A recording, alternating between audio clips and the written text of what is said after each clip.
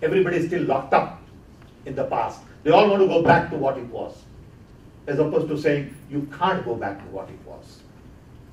You got to go forward. And that's a tough choice, because what it was, we know how it is. In the future, we don't know how it is going to be. And that's the challenge I see everywhere.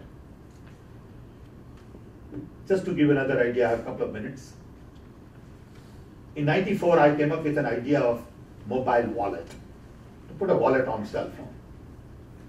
I filed some patents in Chicago, got it in '96, filed some more in '96, hired McKinsey & Company and set up a business to build mobile wallet. This was in '98.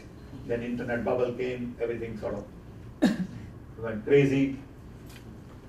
Yesterday, Verizon, AT&T, and T-Mobile launched their mobile wallet in Austin, Texas, and Salt Lake City.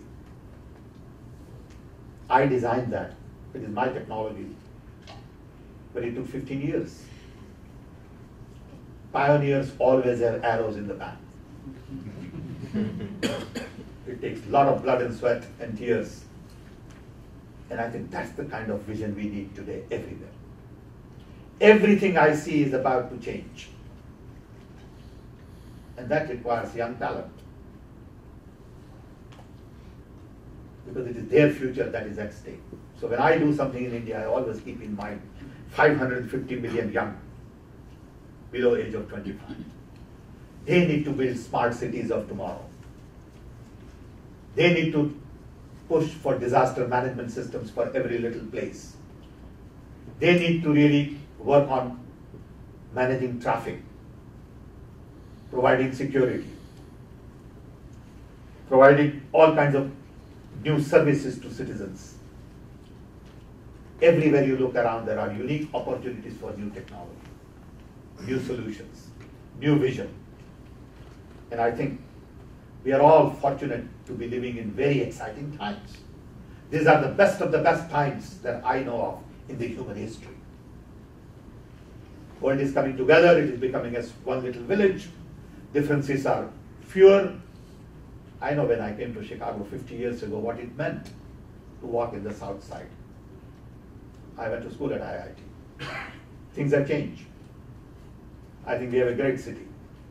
I must say Mayor Daley did a great job in building this city. I have seen this city grow, and it's so beautiful now. I think we are all lucky to have the right technology, right tools, but we need to think differently. We cannot think the way we have been thinking and hope to take advantage of the new tools. And that's the message I have. Thank you.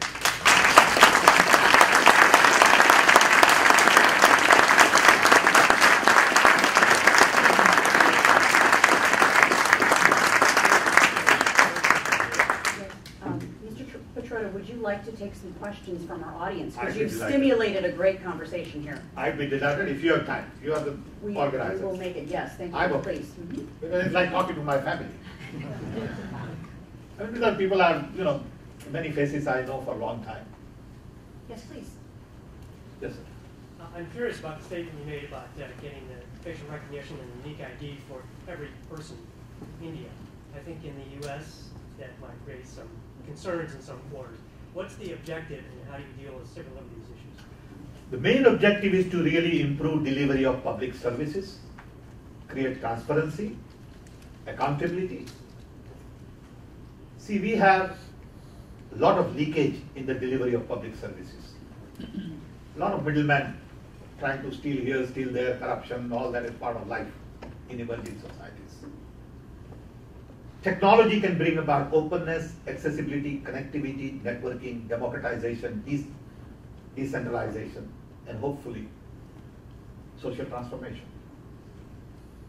If people think that your privacy is a major issue, they are kidding themselves. Everybody knows what you're doing everywhere. I use my credit card, and they know where I am, what I do. Okay.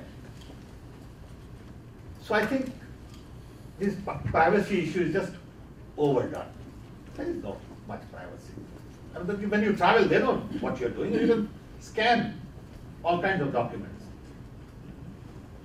So we didn't pay too much attention. Of course, there is a little bit of privacy issue. I'm not saying it's all zero. But we felt that unique ID is going to be very important in delivering public services. Food distribution, ration card is a big thing in India. You know, where poor people get delivery of food at lower prices. We have a program in India today called Employment Guarantee Scheme, where 150 million people get minimum 100 days of wages work because they are very poor. How do you pay 110 billion every month? How do you make sure that they got paid?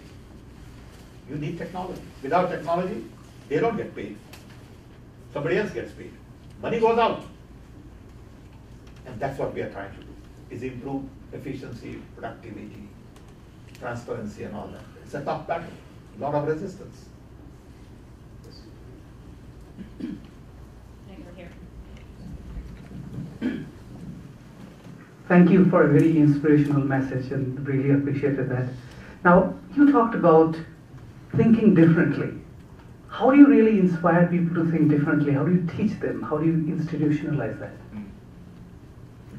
I don't have all the answers. But I'm in charge of innovations in India. And when I took that task, I said, look, it is one thing to innovate for a company, it's another thing to innovate for a nation.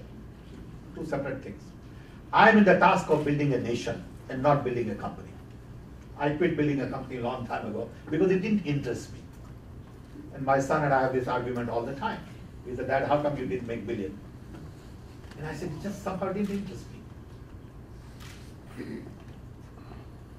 So innovation at a national level is very different from innovation at a corporate level and at a personal level.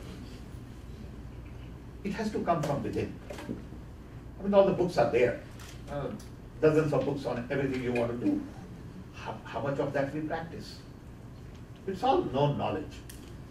I mean, I am a firm believer in Gandhian thinking. That's the Indian Gandhi. To me, he's my role model. Simplicity, sacrifice, unconditional love for everybody. These are all simple things. How do you practice it? So everything we need to know is already out there. How do you put it in and practice is a challenge. I don't know the answer, really. Thank you for such. Can you hear me? Oh, there we go. Thank you for such an inspiring message. With there's a current issue with a talent crunch around the world, actually. But I was thinking of Citibank, an organization that has half of its employees non-U.S. born, and they're incenting them to come here to the United States to work from around the world in all different areas. So I was just thinking about India in terms of the many Indians that come here to not just be educated, and they end up staying, and then they end up getting visas and working in the organization. Do you guys, have you thought about a program, or is there a program, or what is your thoughts around incenting the talent that leaves your country to get educated, to come back and help build? To me, this is global talent. Okay. I don't see problem as Indian and American problem anymore. What you say? No, I said I don't see it that way. I see it as talent is global. Same talent could be here for a while, and maybe after 5 years it will be in Africa. Or the fellow will go to Latin America. Doesn't really matter. Talent is talent. Let them have the choice. Don't restrict them.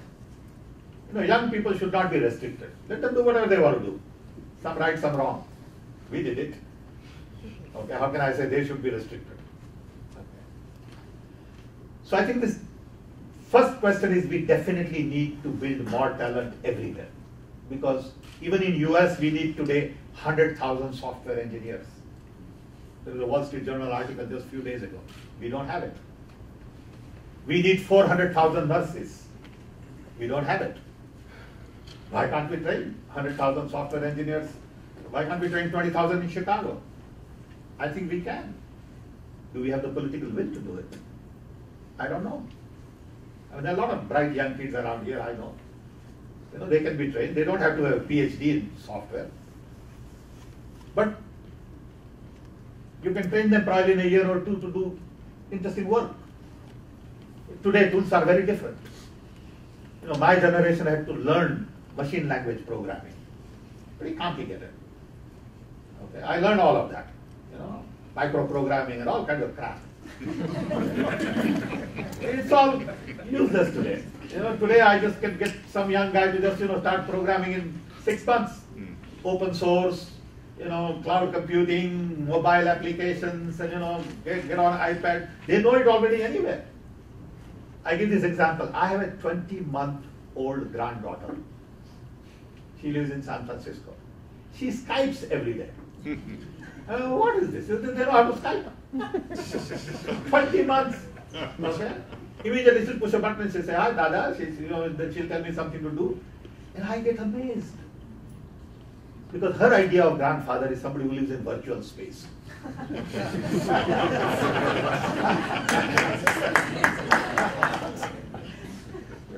That's a different world, you know. And I'm not willing to accept some of it. Okay. So we got to think from their perspective. And I think we can train 100,000 software engineers. It doesn't have to come from India, it doesn't have to come from anywhere, if we want. But if we can't, then they'll come from all over. Okay, which is okay too. Because the world is just too small. I think we have to understand that the technology today does not have borders. Knowledge does not have borders. Talent does not have borders. But our political systems, our mindset does have lots of borders. So it's okay. Maybe it will change over a period of time. This question relates to what you were saying earlier about open source and the difference between nation building versus company building. So I've been following the Open Government Platform for a long time, and it's completely opposite to some large companies like IBM and Cisco that are making completely closed source city, smarter city, smarter planet. They make for really compelling posters at airports. And they're really, really expensive, $1 million solutions for cities, so that the city rulers can look over their citizens and be smart about it. So how do these two poles kind of meet? They have to do their thing, we have to do our thing. Okay. I mean, they have to worry about, revenues, and they know how to do that well than we do. Okay. And we have to do what we have to do. And wherever we can meet, we meet. If we can't meet, we don't meet. That's okay. Oh, one more.